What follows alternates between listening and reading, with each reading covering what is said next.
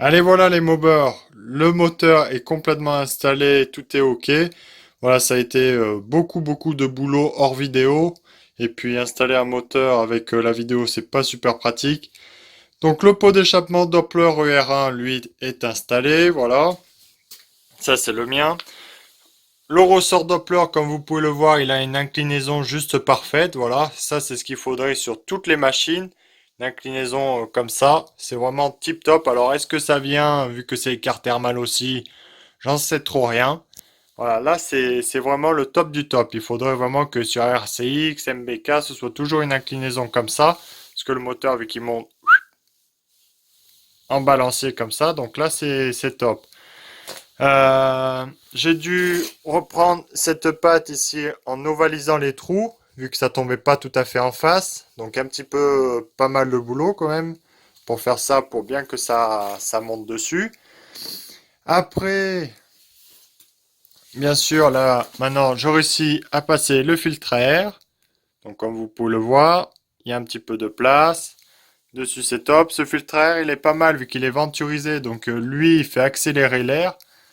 Et le coude est vraiment bien arrondi pour une bonne aspiration d'air. Donc lui, il bridera pas, il n'y a pas de souci pour ça.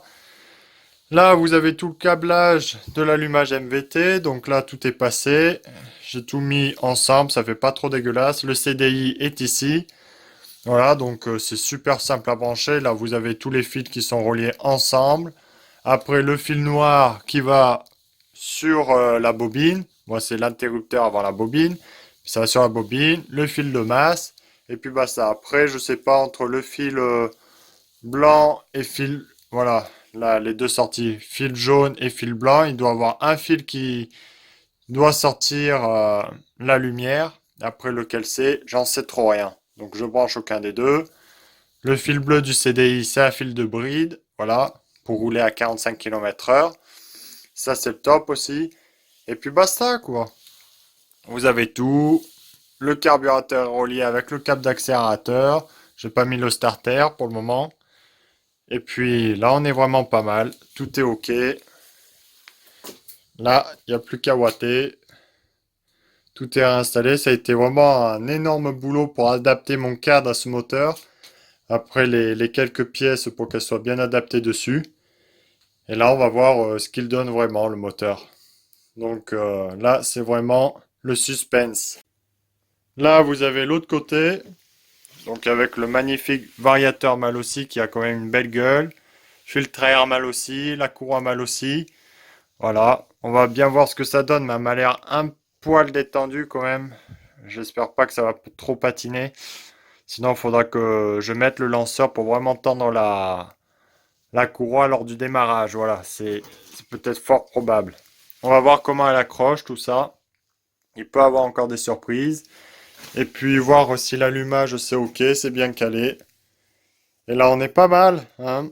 La mobilette aux couleurs de mal aussi, avec pas mal de pièces mal aussi. C'est super, c'est magnifique. C'est vrai qu'un moteur comme ça donne drôlement envie, hein. Un jour peut-être je m'en ferai un pareil sur cette petite machine là. Allez, on est parti pour démarrer ce petit moteur et voir ce qu'il donne.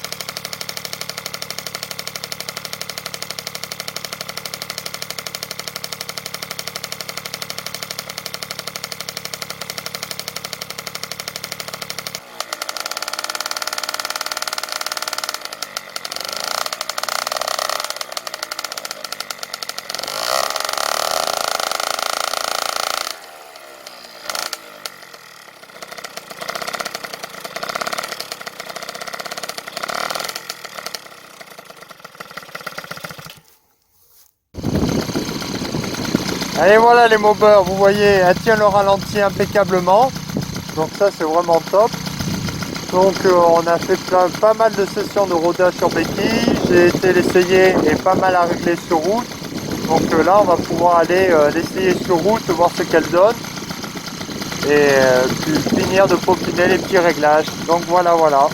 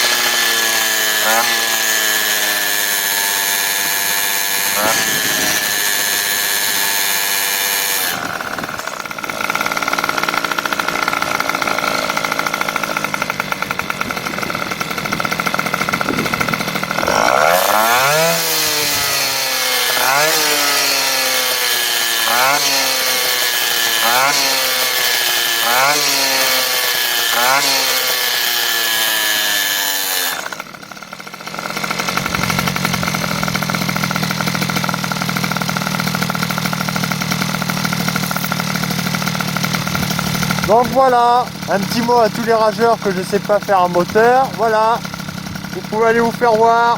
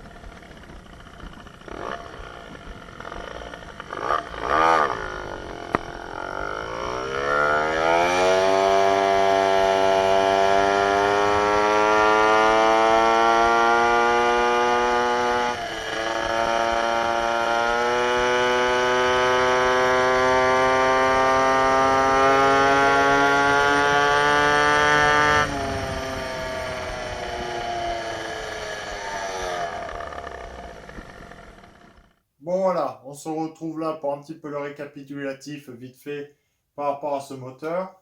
Donc pour moi, il est réglé. Alors certains, déjà, j'entends qui vont le dire, ton moteur, il marche pas assez fort. Euh, Mettre autant de pièces pour avancer aussi peu, ça va pas, ceci, cela. Parce qu'il y en a, ils tapent, comme on le sait tous dans le monde de la mode, il y en a, ils tapent 110 avec le pot d'origine. Bref. Donc là, ce moteur-là, pour moi, il est réglé. Le carburateur, on est vraiment pas mal. Ça broute pas. Franchement, ça, il n'a pas été trop compliqué à régler. Seul souci que j'ai eu, c'est avec l'embrayage, vous savez, Transval, là que j'avais tout acheté qu'on avait acheté en bloc neuf.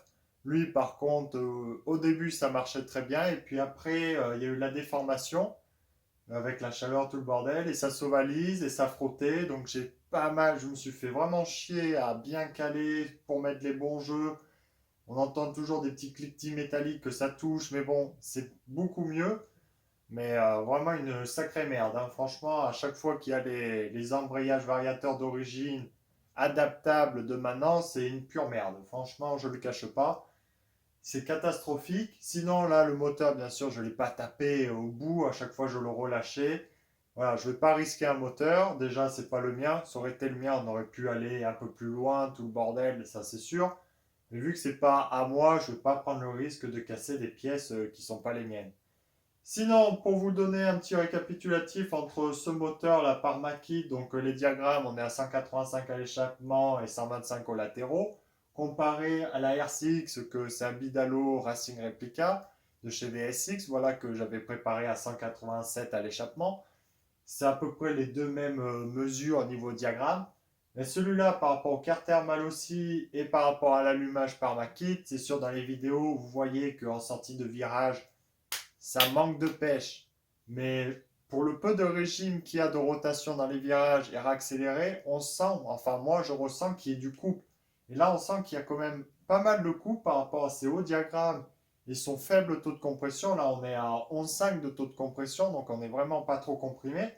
Et franchement on sent qu'il y a du couple, ce qui est vraiment très agréable. Ça veut dire qu'il y a un bon remplissage moteur. Alors bien sûr il y en a qui disent qu'il y a des volumes morts et ceci et cela. Mais par rapport au Bidalo RR où c'est des carters origine avec les petits clapets, il faut que je le fasse cravacher à mort pour pouvoir avoir un petit peu de couple et que ça tire sur les bras. Lui, bien sûr, ça ne tire pas vu que franchement, il faudrait que je mette la pédale lanceur. Il y aurait eu la pédale lanceur par rapport à ces réglages variateurs là. Ça serait le top. Comme ça, on appuie, ça braille. Je ne l'ai pas faite hurleuse, le moteur, tout ça, comme la RCX, parce que c'est une machine, un moteur qui doit faire de la route, rouler souvent. Donc il y a des circonstances comme quoi on ne peut pas faire ce qu'on veut. Ça serait pour aller sur circuit, bien sûr, on préparerait tout, on fera un moteur qui hurlerait. D'accord, on peut, il y a largement possibilité avec ce moteur. C'est l'avantage, il y a de grandes possibilités. Là, il est vraiment un truc stock, pas trop poussé mais il marche super bien. Et on voit qu'il en veut. Il veut allonger, il a pas mal de régimes de rotation. Donc à chaque fois, bien sûr, je lui coupais un petit peu les chevaux, comme on va dire. Voilà, je le coupais un petit peu dans son élan pour pas voilà, qu'il prenne trop de régime et qu'il casse. J'ai dû faire à peu près 50 km sur route, voilà, avec tous les essais. J'ai dû faire facilement 8-9 rodages sur béquille en même temps que je réglais tout le bordel. Donc il est pas mal rodé, pour moi ça serait top. Mais on va pas risquer, voilà, finir de faire un bon petit rodage de 50-100 km de plus, voilà, en tapant, mais pas le laisser dans le régime max. Et même un moteur rodé, on le laisse jamais dans son régime max pendant des kilomètres et des kilomètres. Donc écoutez, pour moi ça marche bien. L'allumage, on sent aussi que ça lui permet d'avoir du couple par rapport à son étincelle quand même plus puissante. On sent voilà, qu'il a un petit peu plus de nervosité par rapport à mon moteur que vous voyez sur la RCX, qui est quand même plus calme. Il faut vraiment le faire monter dans les régimes hauts à partir de 10 000 tours minute pour vraiment qu'il ait de la niaque, sinon il n'a rien du tout. Là, c'est un moteur qui est idéal. Donc, moi, je ne vais pas plus peaufiner sur les réglages variateurs, tout le bordel. Ça, c'est mon ami qui le finira pour lui par rapport à ses routes, parce que moi, je suis dans une région où ça grimpe. Donc lui, si c'est une région, lui, vu que c'est un peu plus plat, tout le bordel, donc automatiquement, des réglages comme ça seront un peu plus idéaux. Peut-être peaufiner un peu le carburateur par rapport à l'air ambiant, voilà. Vu que moi, c'est en pleine campagne, au centre de la France, donc automatiquement, l'air est un peu plus différent. Donc des fois, il faut un tout petit peu peaufiner. Là, tous les réglages sont dégrossis. Après, il aura juste à peut-être toucher le ressort moteur un petit peu plus tendre s'il veut qu'il y ait un peu plus de niaque au démarrage. Jouer sur sa transmission. Le pot d'échappement, il verra ce qu'il met. Le Doppler fait très très bien le boulot, franchement. Pour une machine, rouler tous les jours avec, voilà, faut pas espérer plus. Parce que après, on va arriver dans trop de vibrations. La discrétion, voilà, vu que les gendarmes guettent, et donc ça sert à rien d'avoir un moteur hurleur et qu'elle finisse à la casse. Donc voilà, il y a plein de choses à prendre en compte. C'est pas le tout de faire le moteur le plus puissant pour faire le gogol sur YouTube. Voilà, ça sert vraiment à rien. Moi, c'est un bon petit moteur malgré qu'il a foutu un beau budget dedans, ça sera toujours mieux que les pièces comme un cylindre d'origine raté dedans. Jamais vous aurez des performances et la puissance parce que là, la côte qu'on grimpe, c'est sûr, la machine, on sent, eh ben, il lui faudra la pédale lanceur, mais une toute d'origine, elle grimpe pas, quoi. Il lui faut les pédales. Si on lui faut le polon, ben, elle va avoir du mal à cravacher. Il faut vraiment des moteurs puissants vers chez moi pour pouvoir grimper les côtes. Et là, franchement, c'est pas mal, malgré le petit embrayage d'origine, voilà, qui est un petit peu retardé, qui embraye difficilement tout le bordel, où c'est pas le high-tech avec la poulie embrayage, mais ça s'en sort, quoi. Donc c'est une bonne petite configuration qui peut évoluer, voilà, on peut ajuster un nouveau pot, y a plein de possibilités, recomprimer un peu plus, caler le cylindre, il y a plein de possibilités, mais sinon, un moteur comme ça pour rouler tous les jours, c'est fiable, voilà. Faire du 2% et demi en 100% de synthèse, voilà, en huile, c'est super bien. Le filtre à air qui est top, qui est bien venturisé, donc il aspire vraiment très très bien. C'est une bonne petite config, voilà. Bonne grosse config, quoi, on va dire, vu qu'il y en a pour pas mal de thunes. Mais pour se faire plaisir, c'est le top. Après, par rapport à la transmission, les routes, c'est un moteur qui peut facilement monter dans les 100 km/h. Celui-là, il y a pas de souci vu qu'il a l'air de bien respirer en haut régime. Donc par rapport à la transmission, il n'y aura pas de souci. Ça, il est quand même plus puissant que ma RCX. Ça se sent largement, même que j'ai pas pu le démontrer en vidéo. Dessus la mobilette, on sent qu'il y a quand même plus de panache. La RCX, il faut toujours la faire cravacher. Et puis après, quand elle est à fond dans ses régimes moteurs, ben, il y a quelque chose qui la bloque. Donc c'est un petit peu moins bien. Donc le kit par ma kit, franchement, monté stock, impeccable. Vu les diagrammes qu'il a, j'aurais pas cru que à ses bas régimes, il aurait aussi bien répondu. Franchement, il répond très très bien pour des diagrammes aussi hauts, vu que des diagrammes aussi hauts, normalement, ben, il faut les faire monter dans les tours, tout le bordel. Là, c'est pas nécessaire.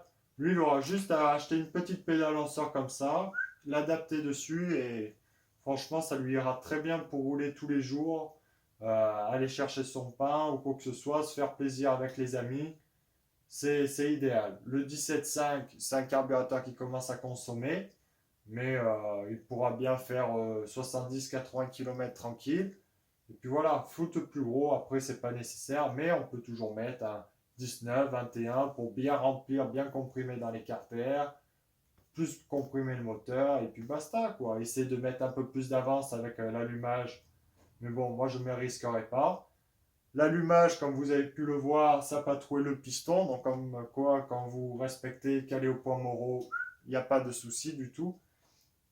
Donc voilà, le récapitulatif est un peu bon, long, mais je préfère bien détailler tout le bordel, vu qu'on entend souvent, ben voilà, ça avance pas, ça fait ci, ça fait ça, mais ça dépend de ce que vous en voulez faire. Et donc après, mon ami va pouvoir finir de peaufiner par rapport à lui, son caractère, son poids. Parce que c'est pareil, vous me demandez certains comment régler, qu'est-ce que je mets dans mon carbu, tout le bordel, les réglages, le variateur, le ressort. Je ne peux pas y répondre. Parce que moi, c'est moi, je fais allez, 65 kilos, je fais presque 2 mètres sur la mobilette, donc j'ai une force de vent. Donc il y a ça aussi. Donc au démarrage, ça va être facile. mais en pointe, ça va être difficile vu que eh ben, j'ai une prise au vent énorme.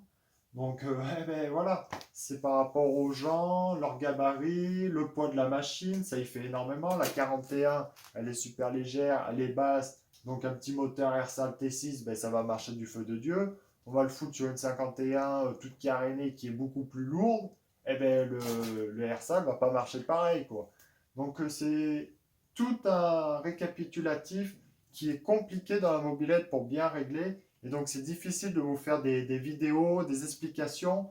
Et les gens, eh ben, ils sont dans le jugement à toujours taquer, taper dedans. Mais au final, voilà, quand on commence à s'y connaître et on voit la difficulté, ben, on arrête de critiquer vu que eh ben, chaque personne est différente, les mobilettes sont différentes. Et puis voilà, les réglages, c'est à sa personnalité. Celui qui est démoniaque, voilà, qui veut que ça marche directement. Moi, ça serait personnellement, moi, dans les virages, ben, je mettrais le ressort au rouge pour vraiment que ça bande dure et que voilà, il y ait l'agnac. Mais si après c'est que du plat voilà, on va pas faire une machine qui est l'agnac, ouais, ça va être bien pour partir du stop et puis après on va plafonner à 80 quoi. Que si on laisse comme ça, si c'est que de la ligne droite, c'est du plat, eh ben les machines vont pouvoir monter à 100, 110. Voilà, il y a plein de choses à faire. Et puis, voilà, quoi. Bon, je crois que j'ai assez récapitulé. J'ai répété 50 fois la même chose. J'espère que ça vous a plu.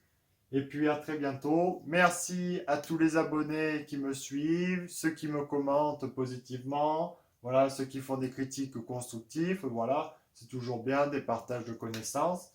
Et puis voilà, voilà. Merci à tous ceux qui donnent. Et puis à très bientôt. Salut.